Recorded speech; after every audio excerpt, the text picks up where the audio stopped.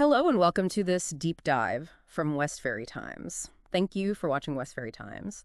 I'm Emily Carter, your host, and today we're digging into some pretty significant developments, things you've likely seen buzzing around, potential changes to the winter fuel allowance, maybe shifts in energy bill support, and also this brand new UK-India trade agreement to help us really, get to grips with all this, the policy details, the politics behind it, and what it might actually mean for people.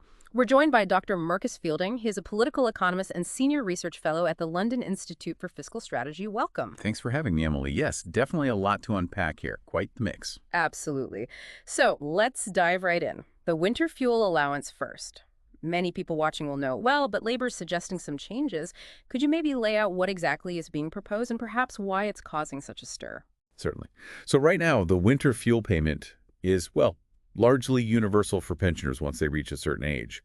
What Labor's putting forward is a shift towards means testing it. So instead of pretty much all eligible pensioners getting it automatically, it would be targeted. Targeted towards those assessed as needing it more based on their, financial situation.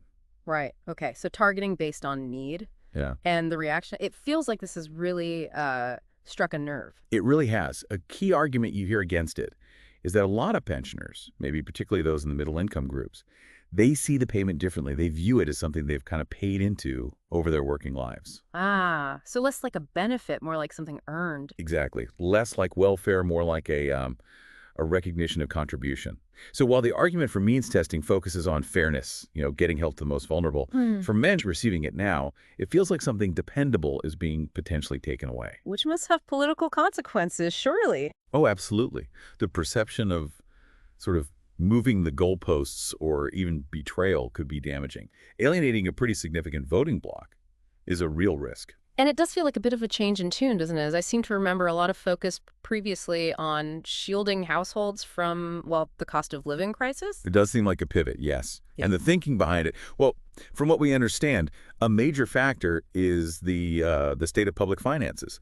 They've deteriorated. Labor is likely trying very hard to project fiscal responsibility, show they're serious about managing the economy. So by scaling back a universal benefit like this, they can argue they're making tough but necessary choices. It's probably also, a strategic move, trying to head off those classic labor tax and spend attacks before they even start. it's a gamble, though, isn't it? Pensioners, as you said, they vote. Yeah. Reliable voters. Could this give other parties an opening? Definitely. You could see parties like, say, Reform UK or maybe the Lib Dems stepping in, positioning themselves as the ones really standing up for pensioners. In marginal seats where that vote counts for a lot, this could become a major flashpoint. It certainly adds unpredictability. Okay, let's switch focus slightly, though it feels connected. The UK-India trade deal, announced right around the same time. Can you give us the sort of headline points of that agreement and maybe why the timing alongside these benefit cut discussions has raised some eyebrows? Right. The trade deal itself is pretty comprehensive. Key bits include reducing tariffs, taxes on imports for a lot of goods going both ways.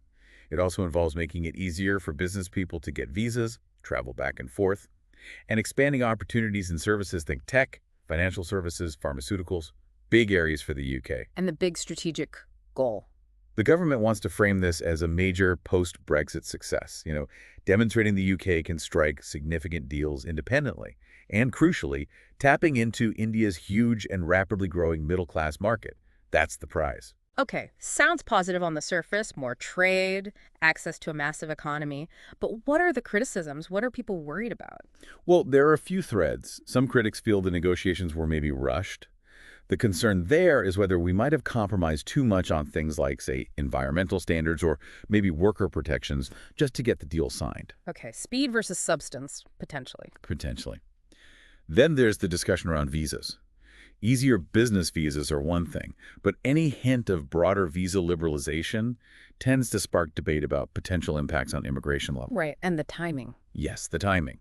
Announcing this big international deal, focusing on global opportunities, right when there's talk of potentially cutting support for pensioners back home, it creates a narrative. Yeah. Whether intended or not, it looks like prioritizing global economics over domestic welfare. For some, that contrast is quite stark. It really is. So how is this playing out with the public? What's the general vibe? Are people excited about India or more worried about their heating bills? It seems quite mixed, actually. You've definitely got support for closer ties with India, among British Indian communities and businesses who see real opportunities there. That's clear. But set against that is the very real concern about the winter fuel allowance cut, especially with energy prices still being, well, challenging for many. It's hard to square those two things easily. It presents a communication challenge, definitely. And how are the political opponents reacting? The conservatives, for instance. They've been very quick off the mark, naturally, painting Starmer as out of touch, disconnected from the struggles of ordinary working families and pensioners. They're really hammering that perceived contradiction, talk about support one minute, proposing cuts the next. Even though they've overseen cuts themselves in the past. Well, yes, there's historical context, but politically, in the moment, it's an effective line of attack for them. And what about trade unions? Where do they usually stand on these big international deals versus potential cuts to social safety nets? Generally, unions approach trade deals cautiously. They want to see strong protections baked in for workers' rights, for UK jobs, making sure standards aren't undercut. So they'll be scrutinizing the India deal for that.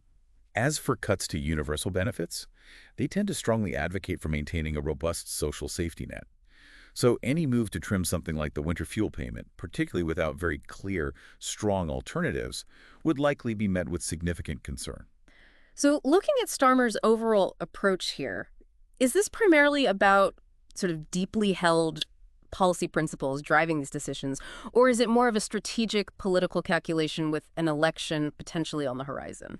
I suspect it's probably a mixture of both, really. There's clearly an effort to project that image of fiscal credibility, sound management that's aimed at reassuring markets, maybe attracting swing voters, but it absolutely comes with the risk of pushing away some traditional labor supporters who expect, well, a stronger defense of universal benefits. It's a balancing act. And what assumptions might be underpinning that calculation? What do they think voters really care about most right now? Well, they might be calculating that for many voters, core issues like, say, the NHS or housing just feel more pressing, more immediate than the universal winter fuel payment specifically. They could also be banking on the fact that the Conservatives are currently quite unpopular, which might limit how much political damage the Tories can actually inflict over this specific issue. Risky assumptions, perhaps? They are assumptions, yes. And voter priorities can shift, public mood can change quickly. It's definitely not without risk. Okay, let's just pull back for a final moment. Look at the bigger picture. How do these specific debates, fuel payments, the India deal, fit into the sort of longer-term economic and policy landscape? I think they really shine a light on a fundamental pressure point for many developed countries right now. Public finances are strained. You've got national debt, aging populations demanding more services like healthcare and pensions. This inevitably puts pressure on broad, universal benefits. So we're likely to see more debates about targeting welfare. It seems probable, yes. Parties across the spectrum are being forced to consider more targeted support versus universal provision. It's a difficult conversation.